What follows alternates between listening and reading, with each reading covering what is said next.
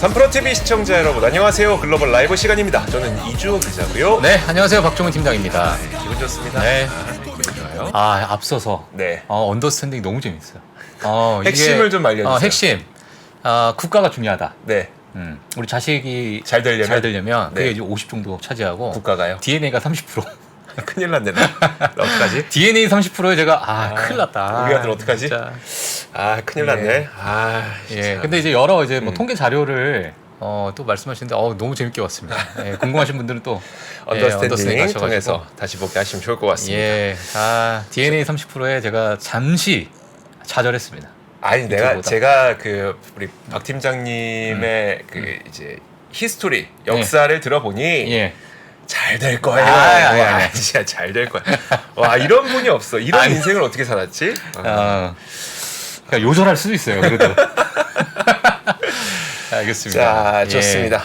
일단 뭐 어제도 시장은 나쁘진 않았죠. 맞아요. 네, 나쁘진 않았죠. 아직까지도 좀 괜찮다. 네. 분위기 괜찮고 뭐 이러다 보니까 지금 뭐 미국에서도 그 방위에 관련된 기업들, 네. 뭐 팔란티어들, 그 외에 이제 여러 방위 기업에 관련된 것들에 대한 관심이 많다.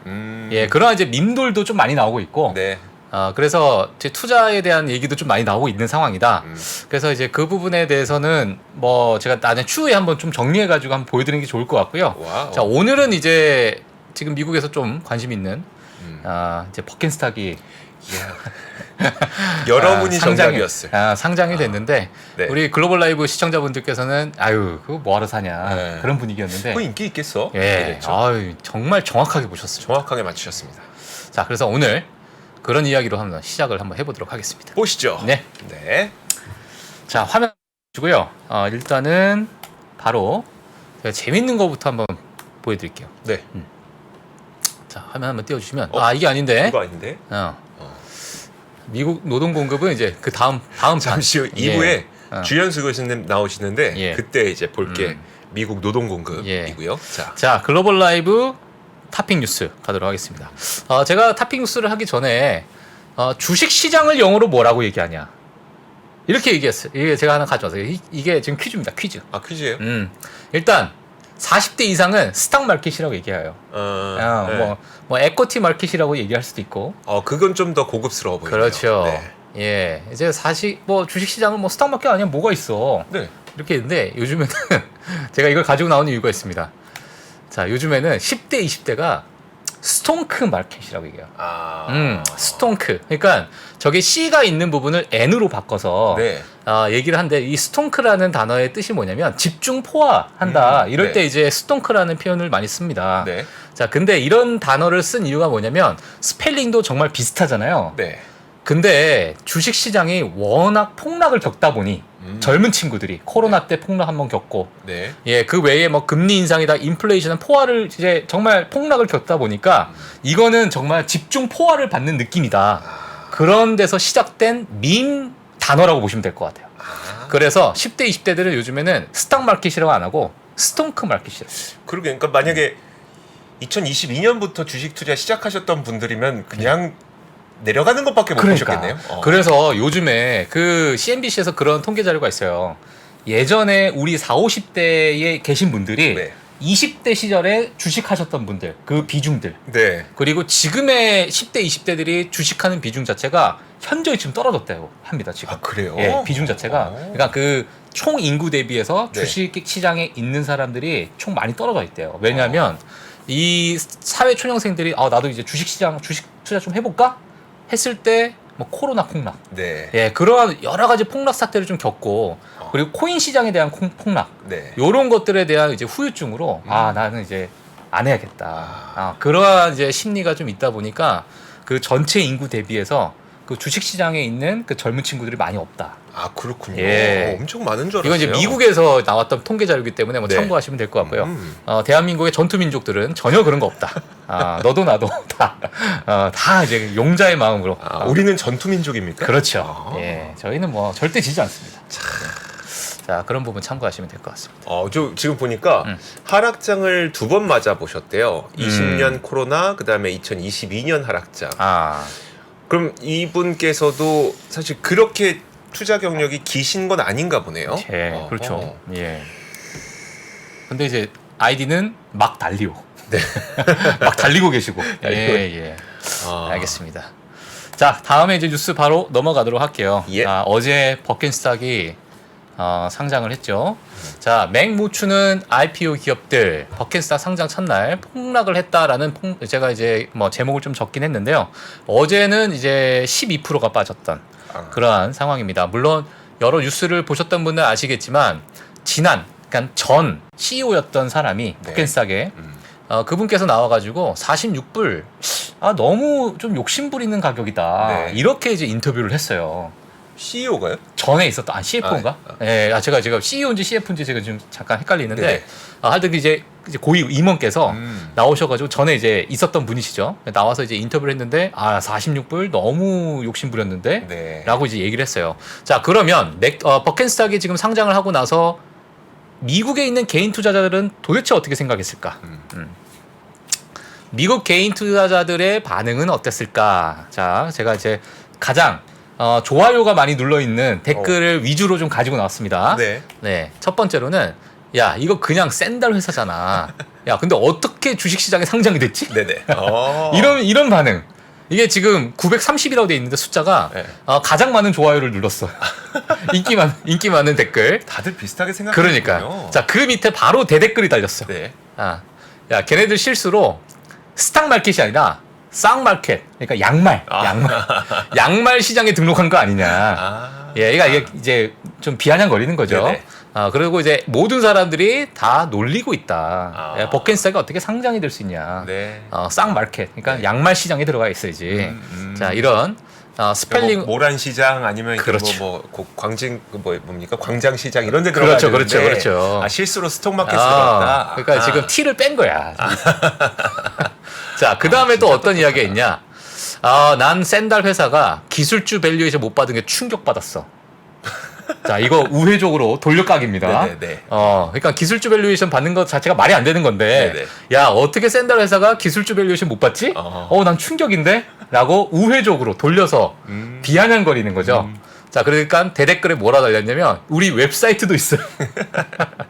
자, 이렇게 약간의 버켄스탁에 대한 사실 뭐 버켄스탁 사신 분들은 뭐 좀 죄송스러운 얘기지만은 네. 미국에서 있는 개인 투자자분들은 이러한 반응이 있고 이런 반응에 많은 좋아요가 눌러 있다라는 거 같이 좀 보시면 될 것 같아요. 네.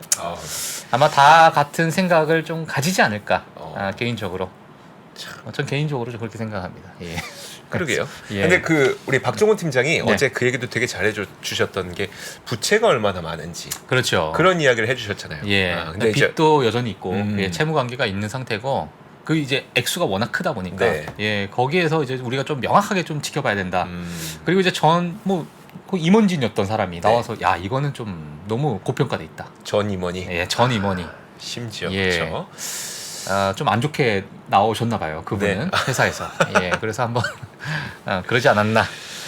그런 생각이 듭니다. 자, 최근에 이제 IPO 이제 기업들을 보게 되면 사실 흐름이 좋지 않아요. 뭐 네. 버켄스탁뿐만 아니라 지금 잠시 이제 화면 한번 보여주게 되면요.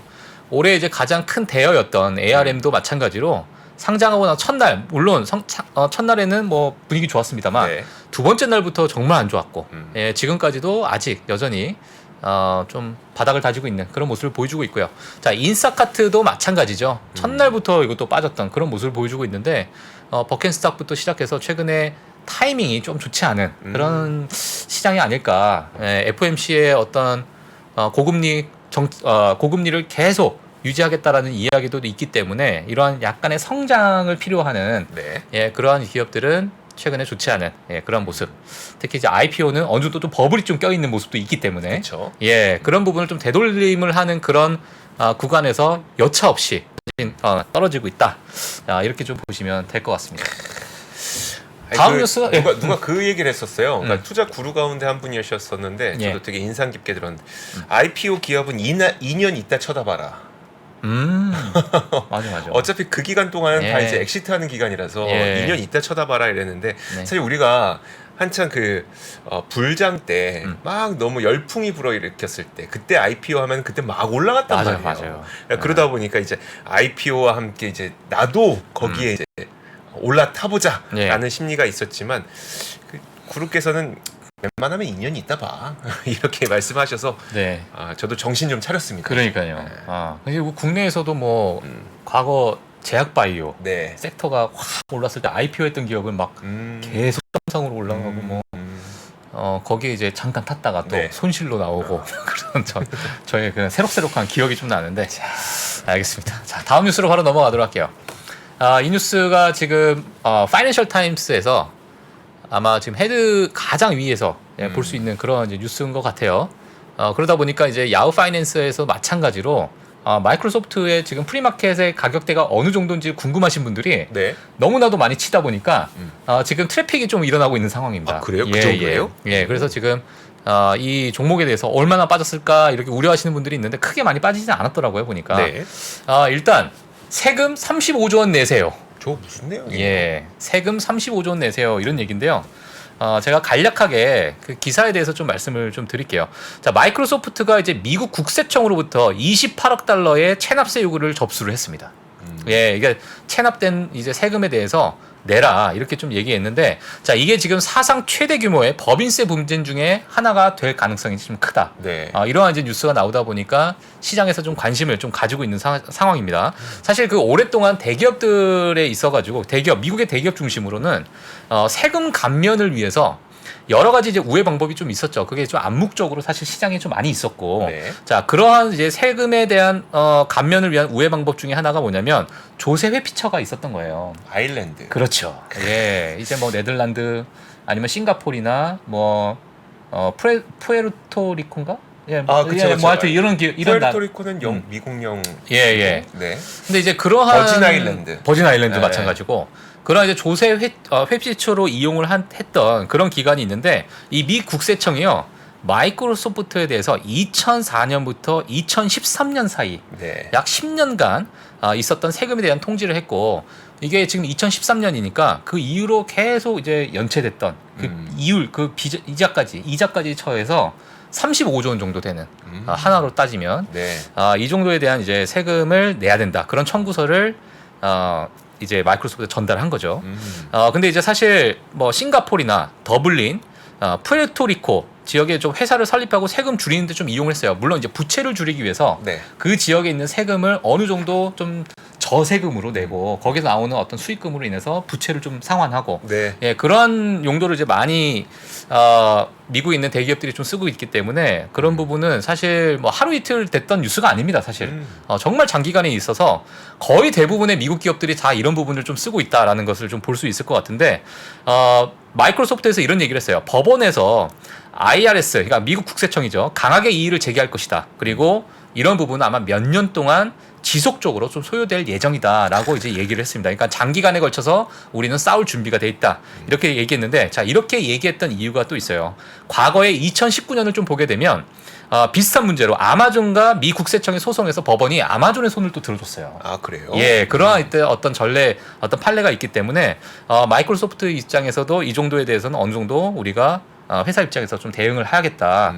장기간에 걸치더라도 우리는 이런 부분 좀 싸우겠다. 이렇게 좀 밝혔던 상황이기 때문에 이런 부분을 한번 좀 보셔도 될 것 같다.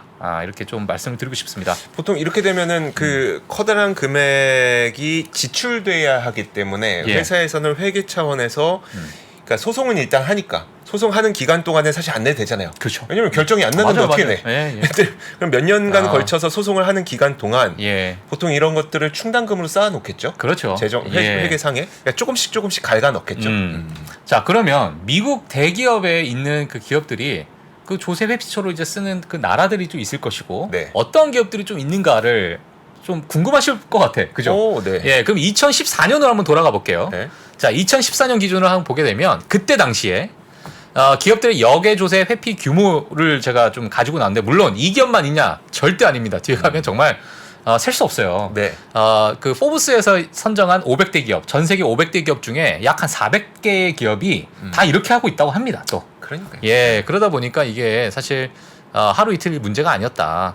자, 지금 오른쪽 보게 되면 애플이 압도적으로 많죠. 예, 그리고 마이크로소프트가 두 번째, 그리고 IBM, 시스코, 구글, 오라클 순서대로 이렇게 되는데 상위 10개 기업이 전체에 있어서 한 20%가 넘는 네. 그러한 어떤 규모를 좀 자랑하고 있다. 이때 2014년 기준이니까 마이크로소프트가 2위를 기록할 때 규모로 봤을 때 그래서 이러한 부분을 한번 참고를 해주시면 될 것 같고요. 그래서 예, 아일랜드가 그렇게 부자예요 지금. 그게 또 나옵니다. 아 나와요? 예, 제가 또 준비했습니다. 예. 자, 그러면 이 기업만 있냐? 아니죠. 사실상 대부분의 미국 대기업들이 해당되고 있고요. 자, 오른쪽을 보게 되면 네. 오프쇼어, 그러니까 노란색은 이제 오프쇼어, 이게 이제 역외로 외국에 나가 있는 그 규모를 좀 보여주는 그런 비용이다라고 볼 수 있을 것 같고요. 자, 오른쪽, 좀 파란색으로 말씀을 드릴까요? 네, 파란색으로 보시게 네. 되면 이게 세금의 규모다. 어. 예, 근데 지금 뭐 이것도 지금 일부분에 정말 빙산의 일각이에요. 이것도. 예, 그래서 정말 수많은 기업들이 이런 부분을 좀 차지하고 있는데 제가 이 뉴스를 좀 가지고 나왔어요. 이건 2023년에 이제 발표가 됐던 네. 미국 조세정책센터의 하워드 글랭맨 보고서입니다. 예, 이분에 따르면 제가 이제 간단하게 정리를 좀 해왔는데 조세 회피처에 다른 국가에 미국 돈 5천조 원이 있다. 그러니까 4 트릴리언 달러니까 네. 제가 뭐 대충 계산해서 그냥 5천조 원이라고 제가 이제 좀 가지고 나왔어요. 자, 극도로 부유한 미국 납세자들 또는 기업들은 수조 달러의 외국 계좌를 보유하고 있고요. 네. 그중 대부분은 조세 피난처와 파트너십을 통해서 이루어지고 있다. 이렇게 얘기를 했어요.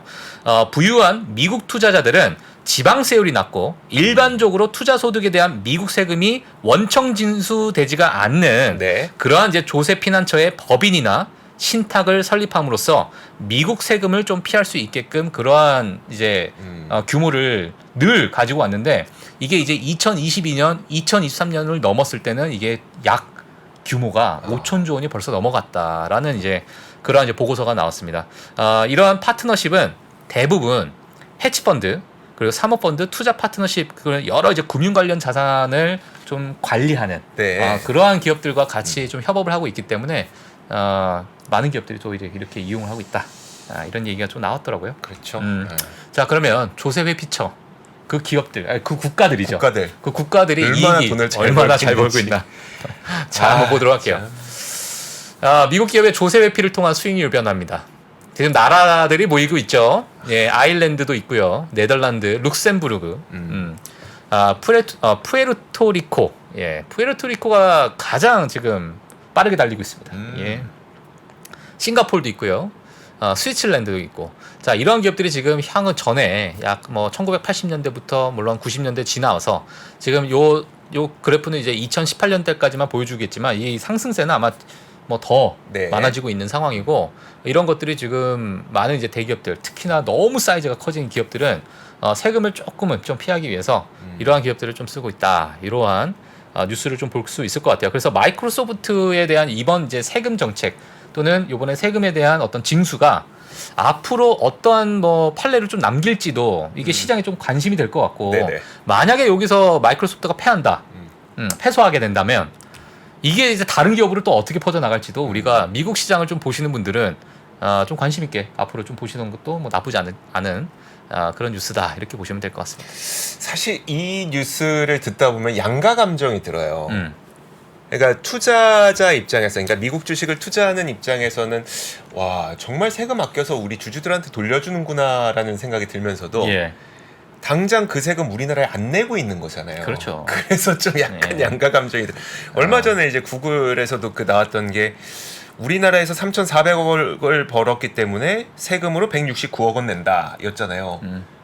구글이 우리나라에서 169억밖에 안 냈다는 거예요. 법인세를. 말도 안 되지. 근데 이제 얼마 전에 이제 공정이었었나? 예. 엠마켓 매출로 이제 벌금을 한번 때렸는데 그 구글에게 400억인가 벌금을 때렸어요. 근데 예. 엠마켓 매출은 이게 벌금이 어느 정도 책정되냐면 2% 매출의 2% 정도를 벌금으로 책정하는 거예요. 그럼 400억의 2%면 2조인가 돼요. 예, 예. 2조. 엠마켓으로만 해도 2조 번 것처럼 보이는데 예. 본인들은 3,400억 벌었다고 하고 169억만 세금 냈다는 거니까 이게 참 안 그래도 우리나라 지금 올해 좀 이렇게 세수도 빵꾸나고 하잖아요. 맞아요. 그런데 예. 이게 양가 감정이 좀 들어요. 이게 어쩔 수 없이. 그러니까. 이거 뭐 이렇게 오늘 내일 했던 일이 아니어서 투자자 입장에서 잘한다. 예, 생각도 또. 맞아요. 근데 이제 또 이게 말씀하신 주식에는 영향이 없을 것이다. 뭐 네. 오늘 하루 정도 심리적 영향 줄 것이다. 이렇게 그쵸. 말씀해 주셨는데 저도 뭐 개인적으로 그렇게 생각합니다. 그렇죠. 예. 하지만 이게 좀 이슈화 됐다는 거에 아이고 이제 또 미국에서도 또 세금 거두려고 하는구나. 네. 기업들 좀 때릴 수도 있겠다. 그렇죠. 이러한 약간의 뉘앙스 이것만 우리가 좀 확인하시면 될 것 같아요. 자, 그렇습니다. 다음 소식 아주 빠르게 한번 네. 보도록 하죠. 별 얘기 아닙니다. 디즈니에서 디즈니랜드 입장권 가격을 올린대요. 디즈니에서. 그래서 자, 지금 보시면 테마파크의 입장료 가격을 올린다고 합니다. 그 이유는 원래는 디즈니가 이제 테마파크도 하고 크루즈도 하고 하면서 스트리밍 사업으로 좀 전환을 하려고 했었던 거잖아요. 근데 이게 좀 여의치 못하다 보니까 돈이 부족해서 이제 가격을 올린다고 보시면 되는데 뭐 104달러에서 얼마 올리고 뭐 되게 디테일하게 최대한 소비자들의 가격 저항에 없게끔 디테일한 가격 조정을 한다곤 합니다. 뭐 되게 여러 가지가 있더라고요. 그걸 다 읊어드릴 필요는 없을 것 같고. 예. 그럼 이들이 지금 왜 이렇게 하고 있는지만 좀 염두하시면 좋을 것 같습니다. 얼마 전에 디즈니가 향후 10년 동안 공원과 크루즈 부문에 600억 달러 투자할 계획이라고 얘기를 했었잖아요. 맞아요. 그럼 그 600억 달러 어디서 나는데? 그러니까 그겁니다. 예. 돈 벌려고. 맞아요. 근데 그러면 이제 이들이 테마파크와 그리고 크루즈에 왜 600억 달러를 투자하지? 사실 그거는 냉정하게 바라보면 OTT가 안 돼서 그렇습니다. OTT가 잘 됐으면 사실 이들은 이제 오프라인 이 사업에서 OTT로 이제 변모하려고 했지만 그게 생각처럼 수월하게 이루어지지 않고 있기 때문에 예. 그럼 그럼 OTT로 전환하는 과정에 일단 돈은 많이 들 거잖아요. 왜냐하면 제작비 투입해서 거기에서 수많은 IP들을 이제 창출을 해내야 되기 때문에 그 기간 동안 드는 돈을 우리가 가격 인상해서 한번 벌어보겠다. 라고 하는 거라서 사실 이게 가격 인상 그러니까 곧 이제 가격 인상 곧 주가 상승으로 이어질지는 잘은 모르겠습니다. 저는 오히려 악재가 되지 않을까. 그래요? 그 정도예요? 생각이 드는데 왜냐하면 이제 디즈니에 대한 수요가 지금 현재 정말 폭발적일 때 이런 뉴스면 네. 이게 바로 어떤 소비 전가력이 좀 있으니까 이게 기업에 있어 실적으로 좀 좋은 상황이 될 수 있을 것 같은데 지금의 네. 소비 지출이 좀 줄어든 상황에서 이러한 얘기는 오히려 좀 약간 반감을 좀 살 수 있는 뉴스가 아닐까라는 개인적으로 그런 생각이 좀 드는데 뭐 지켜봐야겠죠. 예, 이 부분도. 그러니까요. 일단 뭐 나쁜 얘기는 아닐 것 같긴 해요. 어쨌든 가격 인상한다는데 예. 뭐 그러니까 어. 방문객만 줄어들지 않으면 그러니까 일을 벌리고 예. 이걸 메꾸기 위해서 입장료를 올리는 거야. 근데 이거잖아요. 예. 밥 차색이 벌리고 예, 예. 어휴 이놈이 그냥 온갖 거 다 망쳐놨네. 밥 아이거가 예. 와서 그렇죠, 그렇죠. 수습하는 차원에서 가격 올리고 하는 거니까 한번 그러니까. 지켜보도록 하죠. 예. 자, 다음 소식 보도록 하겠습니다. 델타항공 실적 발표됐는데 나쁘지 않았고 그리고 일단 델타항공의 실적을 통해서 가장 뚜렷하게 볼 수 있는 거는 이거랍니다. 여행 붐이 아직 끝나지 않았다. 더 달려갈 룸은 남아있다 라고 하는 겁니다. 일단 실적을 살펴보면 어떻게 볼까요? 지금 매출이 13% 증가했고 그리고 EPS가 2.03달러를 기록해서 시장 예상치가 1.96달러였거든요. 예상보다 높은 이익을 내놨기 때문에 좋은 건데 많은 분들이 걱정하는 거는 이제 곧 여행 부문 끝날 것 같은데잖아요. 근데 거의 끝날 것 같지 않다고 합니다. 프리미엄 좌석에 대한 이 판매 증가율이 상당히 높다고 하고요. 그러다 보니까 이 가을에도 국제선 예약률은 계속 꽉 차 있는 것 같다고 해요. 그러니까 아직도 여행 부문 끝나지 않았다고 하는데 예. 사실 이 내용을 보면서 사실 저는 항공은 아니다 라는 생각은 들어요. 저는 델타를 절대 타고 싶지가 않아요. 그래요? 예. 왜요? 왜 그러냐면 이제 최근에 이슈가 있었잖아요. 해리님 뭐였죠? 그 1등석인데 네. 강제로 다운그레이드 시켜가지고 네. 그거 이제 이슈화 되니까 그때 이제 와가지고 그때 뭐 오버부킹 돼서 네네. 그런 이슈가 좀 있어서 그게 이제 여론의 문매를 좀 맞았던 델타. 예. 근데 그 전에도 사실 이런 이슈가 되게 많아요. 네. 그리고 미국은 특이하게 우리가 만약 12시에 비행기잖아요. 네. 그러면 정말 칼같이 지켜야 되잖아요. 네. 우리 소비자들도 네. 그거 안 늦으려고 정말 뛰어가잖아요. 막 캐리어 들고. 근데 미국은 갑자기 12시였다가 30분을 늦춰 그냥. 네. 지네 마음대로. 그리고 이따가 또 1시간 늦춰. 근데 이제 그게 막 그렇게 크게 뭐 별 이슈 아닌 것처럼 얘네들이 행동을 많이 합니다. 그래요? 예.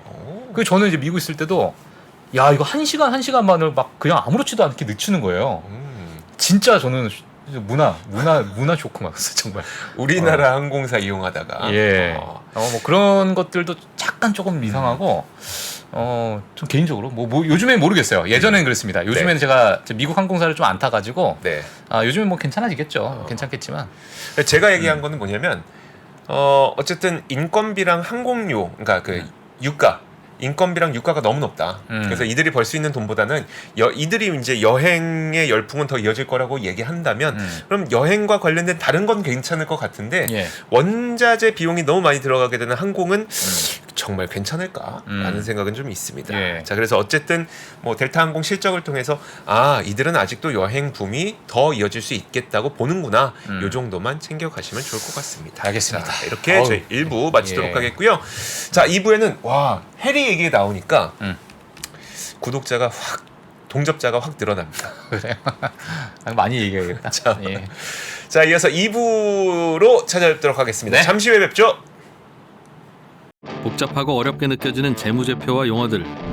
친절한 투자 멘토 사경인 마스터가 매주 새로운 콘텐츠로 알기 쉽게 설명해드립니다. 재무제표 분석과 포트폴리오 구성, 뭐 양대 재무제표라고 그러면 대차대조표랑 손익계산서가 있거든요. 매수 매도 방법, 이때 사는 게 좋겠네. 이렇게 사면 좋겠다. 근데 이렇게 살려면 뭘 해야 되냐면요. 나머지 3분의 1은 놔둬봅니다. 어디까지 가는지. 실전 투자 팁까지 알려드립니다. 오직 3프로 멤버십에서만 만나실 수 있습니다.